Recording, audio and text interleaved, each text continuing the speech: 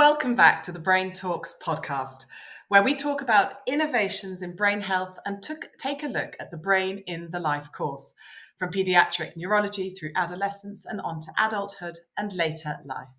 Today, we'll be focusing on mental health. I'm Sam Polly. Thank you so much for joining us today. Whether you're listening or watching, thank you for being with us. Now, throughout the podcast, we're celebrating groundbreaking work in the run-up to the EBC's Brain Innovation Days in October this year, which will focus on connecting brains and aims to act as a platform to encourage interaction between the communities within the brain space and to showcase ongoing innovation and vital progress being made. Now, we know that the COVID-19 pandemic has had repercussions far and wide. But what impact has it had on mental health services, and what work can be done to address some of those needs? Well, that's exactly what the Global Alliance of Mental Illness Advocacy Networks Europe, or GAMIAN-Europe, has been researching through a focused survey.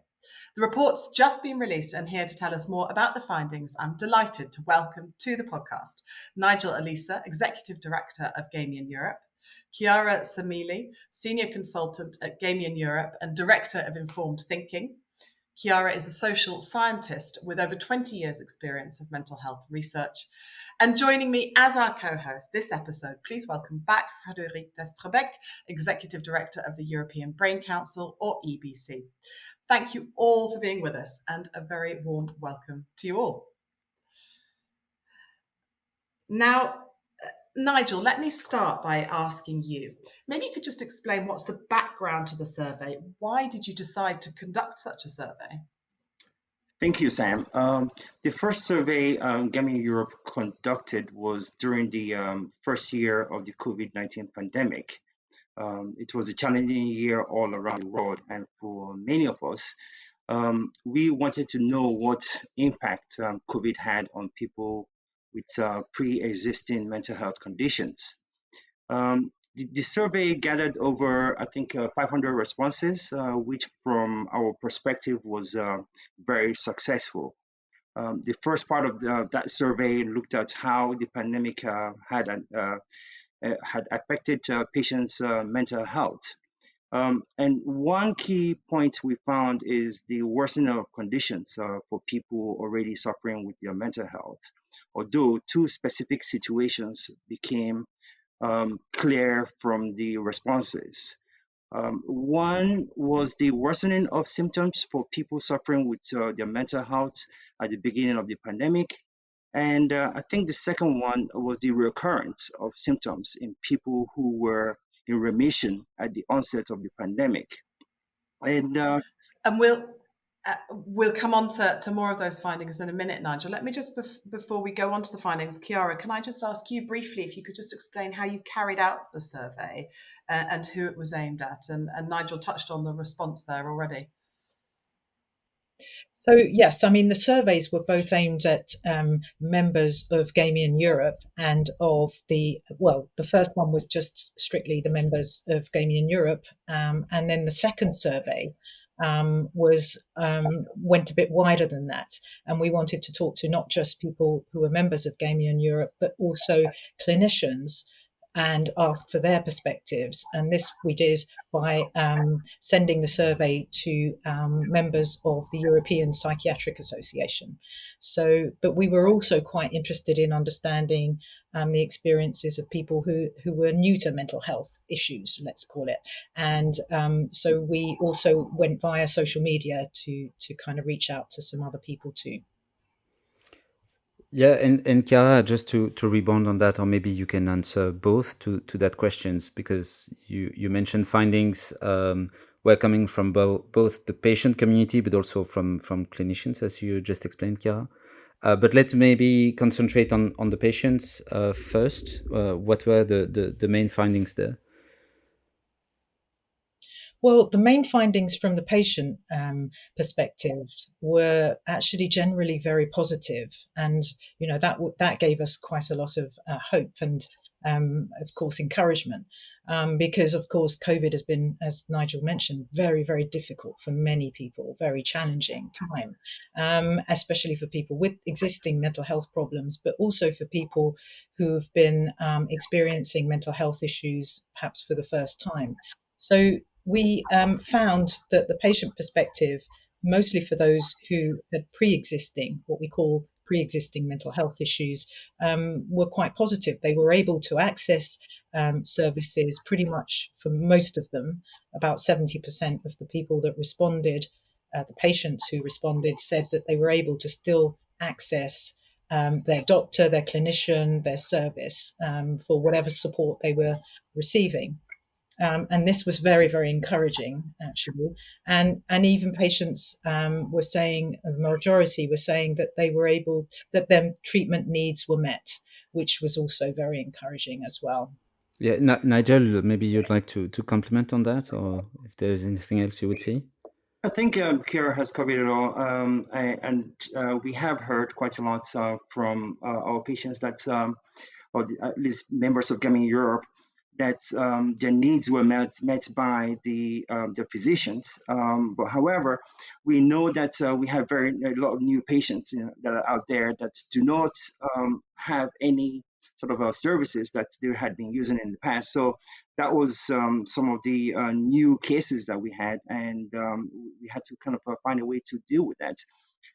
Which leads me to, I believe, the next point where, clinicians have indicated that they are being saturated and they do not have the, the sort of leeway to be able to deal with such demands from new patients. So they have pointed out concerns about changes in delivering services, but these services have been delivered by phone and online, also because during the pandemic, they were not able to see their patients face to face. This obviously increased a lot of, I would say, anxiety as well, for the clinicians, because they have to be online all the time and having to deal with the patients. So these were some of the findings that we had, with the clinicians. Given the changes, the way services were being delivered, 67% of clinicians were concerned about their patients and not being able to do this, especially those who were vulnerable. A concern reported by 47% of clinicians said that. And also 75% of clinicians noted that the increased demand for services during the pandemic due to new referrals, and that's a great number for new referrals over a short span of time. So yeah, these were very difficult moments for clinicians also. So let me pick up on one of the points that you just made there, Nigel, about from both the patients and the clinicians, in fact, is this shift to online or telephone appointments. Could you tell us a bit more, Chiara, about how that's being viewed? Because presumably it's sort of a double-edged sword that does improve convenience, but is that seen generally as a positive step, or what were the constraints with it, other than the ones that Nigel's mentioned of being online all the time? Well, I think it's become the norm, first and foremost. And I think, to answer your question about the views about it, I think a lot of people have found it very useful in many ways. It's convenient, it saves a lot of time in traveling, it saves perhaps cost in getting to see your clinician or getting to a hospital or a service. So I think on balance, even though it's been something to prevent the COVID-19 infection, it's been useful in that respect, because at least people are seeing their clinicians. However, I think now that the COVID risk, perhaps we're a bit more relaxed about it. I wouldn't say it's totally gone away, but I think people are still continuing to have their appointments by phone or online. However, I think there are those sort of finer details where a clinician might want to see their patient face to face, where they can pick up on other things other than just the verbal communication. There's all sorts of things that clinicians can pick up on that are not always evident over the phone. So I think there are those finer details that are missing, but also a bit more of a concern is where vulnerable patients are not able to access their appointments online. They may not have that sort of computer literacy that we all take for granted. And some are just very vulnerable. They may not find the phone the most useful way to communicate. So I think, on balance, we need to think very carefully about how we continue to support those people who are vulnerable like that. And in fact, the clinicians were certainly concerned about that for the most part too.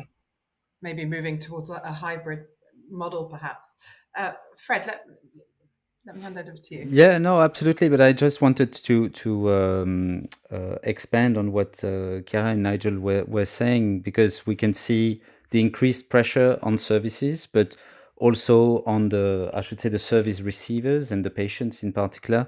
But do you have a vision, thanks to the survey, of how it compares to the kind of pre-pandemic era? And I'm even tempted to ask you if you have any insight on a post-pandemic, if it comes one day.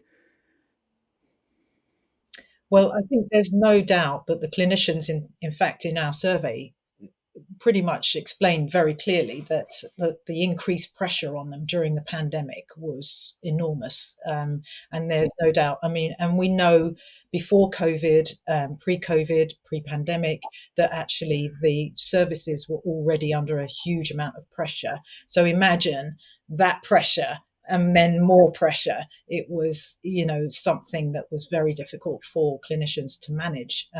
So as Nigel mentioned, there's been a lot of increased anxiety. We know that from previous surveys and other research that's been happening, that the increase in depression and anxiety has gone through the roof during the pandemic. And people with pre-existing mental health problems were finding it, a big struggle as well, because their symptoms were getting worse. So I think, it's been very difficult for clinicians to deal with this. I have to say they've somehow managed, not entirely, because I don't want to say that we can all sit back and relax. Absolutely not. I think they've somehow managed to meet the demand, and it's a credit to them that they've gone that extra mile. As we found with the patients, that they've said, many of their needs were met. They were most of the time able to see their clinicians, which during a very challenging period is a real credit, really, to the clinicians. And I wanted to pick up on that because, the finding was that the majority of patients reported their treatment needs were still being met despite that pressure.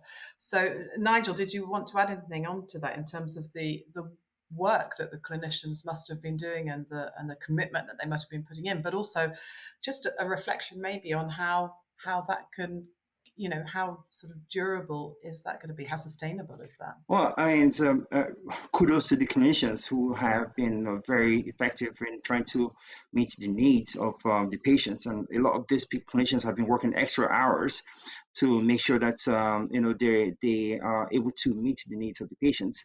But at the same time, I think they have also been supported by experts by experience. In this case, in Belgium, where some group of experts by experience were set up to support the waiting time of patients who are actually new patients who are trying to see clinicians. So they support them in this process as a kind of a waiting time for pending when they have access to seeing the clinicians. I think a lot still needs to be done to support clinicians in this case, because the services are not really available at the moment. They're saturated, as I said. Governments need to find ways to support clinicians and to be able to create additional services. And this is something that we have to look at long term to see how we can mitigate this situation. We know that we are currently going through a mental health pandemic, because I think we're already there. I wouldn't say it's coming, because we're already in this pandemic situation, and we keep on seeing new cases on a daily basis. We keep on seeing new cases, and we keep on getting calls all the time. We keep on getting calls from parents who are saying that their kids are depressed and that they need some services, that if we can advise them where to go to. And it's becoming more and more difficult to be able to respond to these patients, because we can only do so much. So this is something that we really need to tackle going forward, and how possibly governments can support, this situation. You said there, Nigel, that we're seeing more and more cases. We're in this pandemic of mental health. And even, in fact, I think it was 75% of clinicians said that the increased pressure to deliver more health care services during the pandemic affected their own mental health. How would this affect their own work, and what do we need to be doing to support those clinicians in terms of their mental health and the negative impacts they've suffered? Chiara? I think this is a concern. I mean, we know that in many different health services across Europe, staff morale has always been a bit difficult in mental health services, maybe a bit lower, perhaps compared to other professions. But I think it's really affected the. Obviously, they've been working that extra mile. They're tired. They don't get enough time for rest, etc. It's long hours, difficult job, perhaps. And I think it has taken its toll on them and on clinicians. And I think they haven't had perhaps as much time to be supervised as well as they should be, or given mental health support that they may, or even a discussion, time for a discussion about that. Perhaps that's just not happened. And I think all these things need to be built in within a service to support the clinicians too. It's essential, really. The analogy is, you must always put your own oxygen mask on before you support somebody else if you're on a flight. It's exactly like that. So I think, we must make sure that clinicians get the support they need too, because otherwise they cannot deliver a good quality service. It stands to reason. And Nigel, based on the many findings of this survey, as we find out, we now have a great resource, or let's say in taking the picture of this situation. What do you consider we need to do in order to address this situation? I think the first thing that we need to look at is that governments will need to do more to support services and clinicians. This will be my first point of call. Using positive practices such as peer supports, where people with lived experience support those experiencing mental health problems, either through a paid role or informally as a volunteer. This will be the main sort of point of call, because the thing is that physicians are not going to be able to do this alone. We know that they need experts by experience who can support them, people who have been dealing with mental health for such a long time, and because we have new mental health cases that are coming up right now, that they need experiences of those to support the new ones. So this is pretty much where we will, my first point of call to make sure that governments do support some of these services. Let me ask a little bit more about the peer support, and you gave a few examples, because I know that GAMIAN-Europe has recently launched a 3-year peer support program. Chiara, maybe you could just explain with some maybe practical examples of how peer support can work in practice, what it is, just to elaborate a little further on what Nigel said there. Sure. Peer support is very simply somebody, as Nigel said, with what we call lived experience of a mental health problem or a diagnosed condition, who supports someone else who has a similar or the same experience. And it's not by any means a new thing. It's been around for maybe a decade or more, and it's really gaining in a lot of momentum in many ways, because mental health, like Nigel said, mental health services need that additional support, that additional input for people to work alongside them, people with lived experience, peer support workers, that they can become trained to do support to others.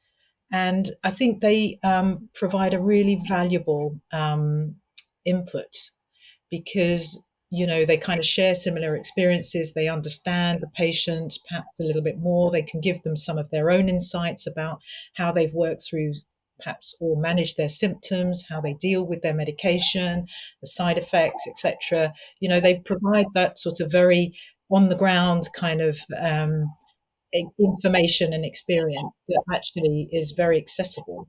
And we know from lots of other research that many patients have found this type of support beneficial. They found it really useful, very valuable, And it sort of goes from, it can be as simple as just a chat on the phone.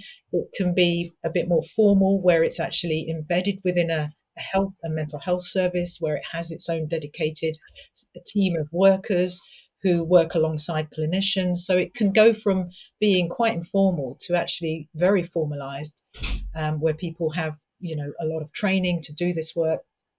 And I think it's really valuable. It does have a bit of resistance from mental health professionals. There sometimes is difficulties around setting these sorts of services up alongside formal mental health services. But I think once clinicians understand what it is, how people can be supported, that it doesn't necessarily mean they're going to lose their jobs or anything like that. And I think they realise the value of it once they see how patients respond well to it.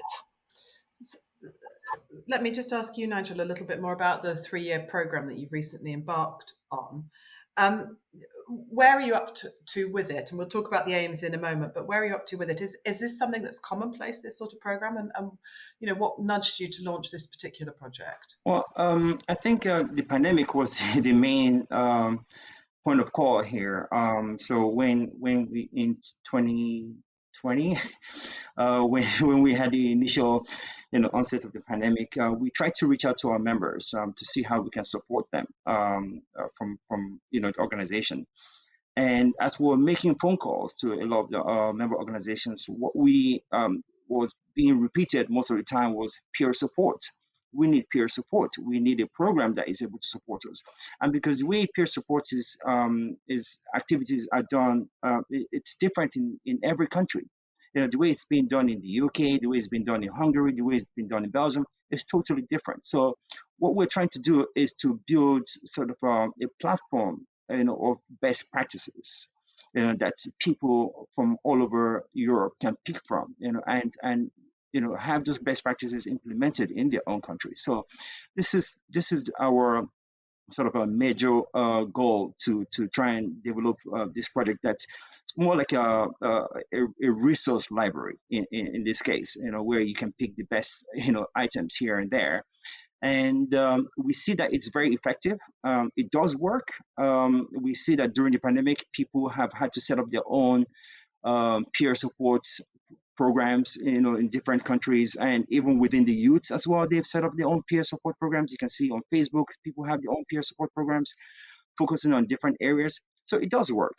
And what we want to do is bring the better side of it, and and to be able to also do trainings to support organizations that do not have the facilities, because a lot of the organizations do not have the facilities and the know-how to be able to carry this peer support. So this is where we come in as as a supporter to make sure that they're able to deliver to their peers.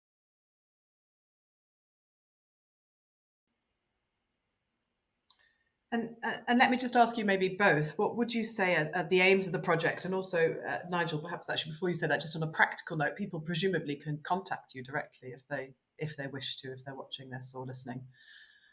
Yes, I mean the idea is to obviously have this open to everyone, and people can contact us for any sort of support. We are not putting this project together only for our member organizations. It's a European. Obviously, the idea here is to focus on Europe at the moment, and we will eventually potentially extend to the rest of the world. But we want to make sure that we cover Europe as much as possible. Also, this will help in strengthening other areas where GAMIAN-Europe is also working on. For example, we're currently advocating for the European Year for Mental Health, which we need to continue to push as much as possible. Peer support should be integrated into that program. And at the end of the day, what we want is to have an EU mental health strategy, which we as Europeans need to have, to make sure that mental health is discussed on a holistic level and not just on member state level, because we see that there's still a lot of stigma in some of the countries that we work with. So we want to make sure that Europe has a voice, and just one voice that focuses on mental health, and to be able to deliver on some of the messaging that we're trying to get across. Chiara, any other key goals or aims of the peer support project that you'd like to highlight? I think for us, one of the big gaps that we thought there was around, or at least some of the members from Gamian explained to us, was about understanding what other people are doing in a different country, in a different locality. And so peer support was really about sharing the best practices, as Nigel said, the best side of it, to really identify, to look for all those ones that are, however big or small, to see, just put it out there, put it on our on a new website with a library of information of how can I set up a peer support group in my area, to training, as Nigel mentioned, to other things, information about, how do you persuade perhaps my local mental health service to incorporate peer support within their own service, perhaps employer peer support worker, how can I do all these things? And it was really about doing that and saying, look, here are what other people are doing. You could do the same if you want, or do something slightly different if that works better for you. So it's really about sharing all of those things and just giving people the resources, the tools to be able to kind of set something up themselves if they wanted to. Before I ask you all for a final thought on your hopes and visions for the future, just as we're talking, and something that strikes me is that innovation is really quite key to a lot of these things that we're thinking about. Your survey, your peer support platform, and also the way that you were recognizing people adapting during the pandemic quite innovatively to the different needs, and also this sense of connecting people. How important do you all think, and Nigel, I'll come to you, and then maybe Fred and Chiara could finish with you. How important is innovation in the approach that we need to be taking, do you think, Oh, Nigel? Oh, go ahead, sorry. Chiara. Sorry. No, I think it's hugely important, and I'm always amazed. And as you said at the very beginning, I've been in mental health research for more than 20 years, and as a researcher, and I've always been amazed at the creativity that goes on in mental health within the services, from clinicians, from patients. The kind of grassroots stuff has always been really fascinating. And the creativity, as I said, has been amazing. And this is how peer support has come about. And this is how what we call best practice comes about. Kind of somebody comes up with an idea and say, oh, I think we could work with patients a bit differently, a bit like this, and I think that would be quite useful. And it's how community services have come about. So I think, clinicians, patients are always discovering and, coming up with new ways of working or doing things. Sometimes there's a bit of a tug of war here and there, not enough resources, funding is always difficult to get to kind of take these things a bit further. But, with enough pushing and shoving, I don't know if I should use those words, but, somehow you get there. And that's why innovation is massively important, really. Yeah, just to add to what Claire is saying, I mean, like innovation obviously is so important. I mean, the future is innovation and digital health. So we all need to adapt, and all patients need to adapt to the future. Otherwise, we're left behind. But at the same time, I think we still have the older generation that we have to take into consideration as well. That do not have that digital know-how.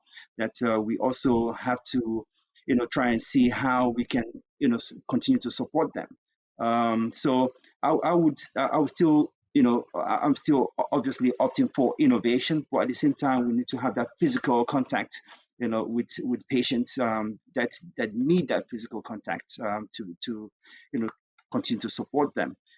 Innovation has helped in expanding the way peer support is being practiced right now. We know that a lot of our member organizations do not actually have to have people come to the community center anymore. They do this online. So it's, and if you're doing this by online, you're able to reach out to, a more audience as well. So it has helped immensely in making sure that the messages gotten across. Fred, did you want to add anything to that? Yeah, no, I just wanted to expand on what Chiara and Nigel were just saying.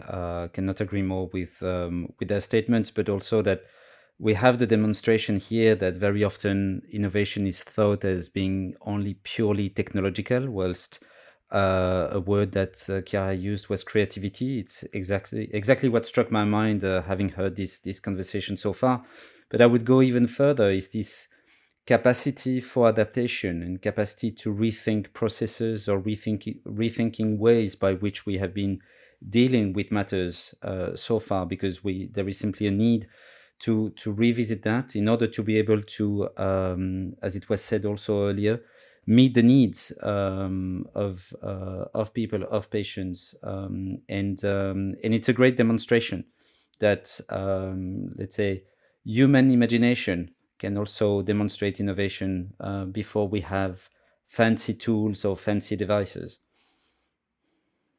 So just before we finish, I'd love to end with just a sort of last look to the future, just a sentence or so from you both, from you all of you, sorry. Given the findings of the report and the work that's being done, including your peer support project and in other areas, how positive are you all feeling for the future of mental health services? Chiara, I'll come to you first.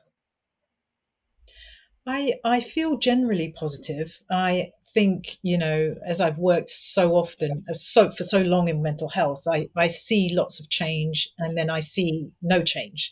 But I think sometimes I think with enough of organizations like Gamian that are pushing to make sure that mental health is always on the agenda of policymakers, on the agenda of health, senior health professionals. I think if you keep pushing and pushing, you get there, really. But we mustn't leave behind those more vulnerable patients, definitely. So we must always, with the future, we must always think of that group. Yeah, I think a lot has changed in mental health from when I got into mental health and started working for mental health on mental health to where it is now. And thanks to the pandemic, I'm not saying that it's it's a good fact, but thanks to the pandemic, that mental health is being put in the forefront of everyone's agenda, and everyone is now talking mental health. So I think it's well recognized now. We know that it's there, and we need to find a way to treat it and to deal with the situation. The world population is increasing, but we have more mental health situations. So at the end of the day, we need to find a balance and a way to make sure that we are reducing the amount of mental health, and also making sure that we detect mental health prior to it becoming very detrimental to the patient itself. So yes, I think a lot is being done. Policymakers are doing a lot from their own side. I still think that a lot more could be done. Because that's why we keep on talking about mental health and pushing the agenda of mental health, and with the hopes that there will be additional funding to support the services and to support patients who are currently lacking a lot of financial support as well, to be able to deal with their situation. So there's still a lot to be done, but there is hope, and I see the light at the end of the tunnel going forward. It really is. Sorry, can I add one more thing as well? I think one of the important things for the future is a focus on prevention and promotion of mental health. And I think this is something that services haven't quite understood as part of their role, and they probably don't know how to, because to be fair, they've been trained to treat mental health problems, to work at the sort of firefighting end, for want of a better phrase. And I think actually we do need to think, all of us, about how do we prevent a lot of this increased problems. We know they come with economic crises. We know they come with now, COVID pandemics and other pandemics. So we need to think carefully about, well, we know this, we've got a cost of living crisis that's going to send mental health problems up through the roof again. So we need to think, what is it we can do to prepare for these things? What can we do to prevent? What can we do to promote good mental And just health? to add to that, and it's a non-stop crisis. We go from the pandemic to the Ukraine crisis and to the food crisis, and then we don't know what next is going to come. So there's always one thing that we have to deal with. So we need to find a holistic way of making sure that we manage the mental health. Yeah. Fred, let me give you the final word. How positive are you feeling based on everything that we've discussed today and you've been hearing about the future for mental health services? Yeah, I mean, just to paraphrase what Nigel just said, I think that the challenges are indeed plentiful. We are all aware of that. We had a major demonstration with COVID, but indeed, there are other sources of anxiety currently. We didn't even mention the economic crisis that follows and that we know is impacting healthcare systems very profoundly, and all of that. But I'm prone to see the glass half full. As it was mentioned in the course of the discussion, a clear focus and prioritization now has been made on the need for greater support and greater policy action on mental health per se. But I would say that we are also at a crossroad because with all the learnings from the adaptation during these unprecedented times forces us to reconsider the way we were doing things and potentially to revisit the way we may be doing things in the future.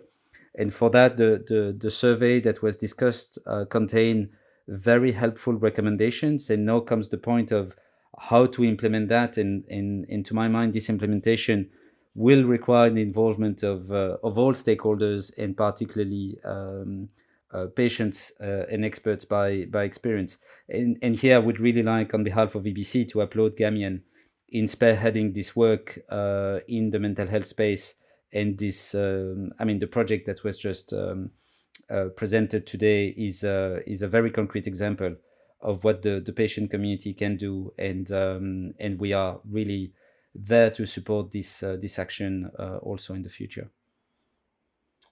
Well, it's been really interesting to hear about all this work and this discussion. It's been fantastic. So that is all we've got time for today, though. So thank you, all of you, for joining us on the Brain Talk podcasts. And thank you to everyone that's been listening or watching. Do join us again for another podcast very soon as we look ahead to the Brain Innovation Days and continue to explore the brain in the life course. Until next time, goodbye.